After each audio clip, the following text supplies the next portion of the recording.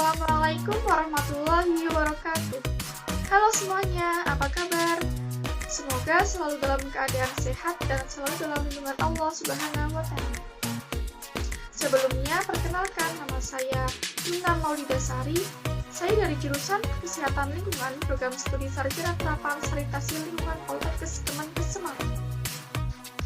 Pada kesempatan kali ini, saya akan menjelaskan kepada kalian semua mengenai pengelolaan limbah B3 dan sampah rumah tangga dalam penanganan COVID-19 di masyarakat.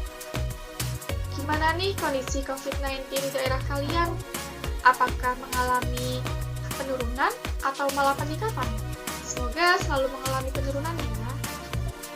Berdasarkan Surat Edaran Menteri Lingkungan Hidup dan Kehutanan Nomor 1 Tahun 2020, pengelolaan limbah B3 dan sampah rumah tangga dalam penanganan COVID-19 di masyarakat dapat dibagi menjadi 3, yaitu yang pertama adalah berasal dari fasilitas pelayanan kesehatan, yang kedua berasal dari ODP atau rumah tangga, dan yang ketiga berasal dari sampah rumah tangga. Nah, yang pertama itu berasal dari fasilitas pelayanan kesehatan. Ada berapa? Ada 3, yaitu yang pertama, melakukan penyemprotan limbah infeksius dalam kemasannya tertutup paling lama 2 hari sejak dihasilkan.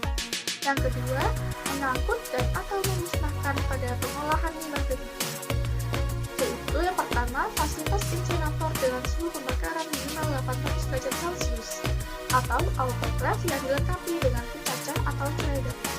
Yang ketiga, ada residu hasil pembakaran atau cacahan hasil autoclave yang dikemas dan dilengkapi dengan simbol beracun, dan label limbah B3 yang selanjutnya disimpan di tempat penyimpanan.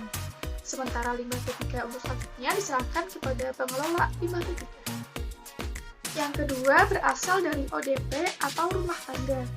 Penanganan ini dilakukan dengan cara pengumpulan dan pemilihan limbah berupa APD dan masker. Kemudian dikemas di wadah tertutup yang bertuliskan infeksius agar segera diangkut dan dimusnahkan dalam pengolahan limbah B3. Kemudian, yang ketiga yaitu berasal dari sampah rumah tangga. Terdapat beberapa hal yang harus diperhatikan dalam penanganannya nih, yaitu yang pertama, seluruh petugas kebersihan atau pengangkut sampah wajib menggunakan APD, khususnya masker, sarung tangan, dan safety shoes.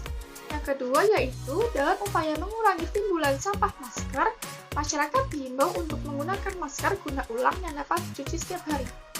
Kemudian yang terakhir yaitu masyarakat yang menggunakan masker sekali pakai atau disposable mask diharuskan untuk merobek, memotong, atau mengguling masker tersebut setelah selesai digunakan. Salah satu dokter yang bernama Dr. Kajang menyebutkan bahwa terdapat beberapa stakeholder yang bertanggung jawab dalam penanganan limbah COVID-19. Tidak hanya pemerintah, namun masyarakat juga ikut terdampak. Adapun beberapa hal yang harus dilakukan oleh masyarakat, yaitu yang pertama, melakukan pemilahan sampah medis dari sumber. Yang kedua, pengemasan sampah sesuai dengan prosedur. Dan yang terakhir, pengawasan penanganan limbah COVID-19 di rumah tangga. Nah, kemudian pemerintah pun mempunyai peran dalam penanganan limbah COVID-19.